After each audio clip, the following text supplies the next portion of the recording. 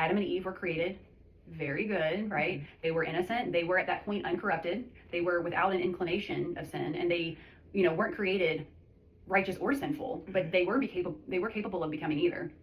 So the fall was possible, but it wasn't necessary. And, to say that Adam had to fall is to say that God ordained sin from the beginning, which is incompatible with God being love himself, right? Mm-hmm. Orthodoxy never accepted those, later Augustinian developments of this predestination logic.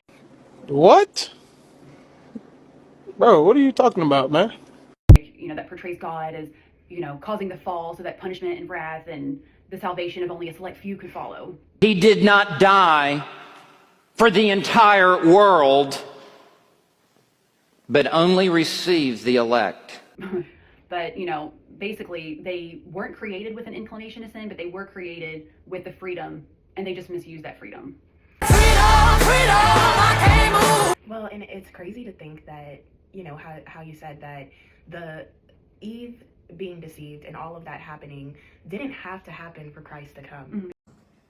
What happened to the original plot of the movie? Because like you mentioned earlier in the episode, Christ wasn't a plan B. Like, he was always meant to come and save and always to be this redemption. But I just have never thought about the fact that Eve didn't have to be deceived in order for Christ to come. Mm-hmm. And what would that even, what would that even look like? Right. Like, for him to have come, but not through the way that it already happened. Right, right. Which is really interesting, and that's going to kind of get into our next point too. So I'm really... Okay, so going back to evil in Eden, you're saying that evil didn't necessarily belong in Eden, but it somehow reached them? Yeah, exactly. So evil has no place within the garden, but it basically just exploited an opportunity in the garden. The serpent didn't overpower them or something came over me.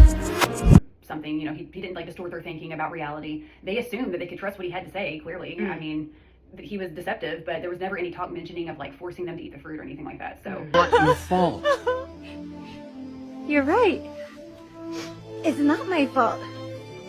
It's your fault. How did Satan get Eve to go against God's command and to eat the fruit, right? That's question number one. So Satan didn't create some new desire within them.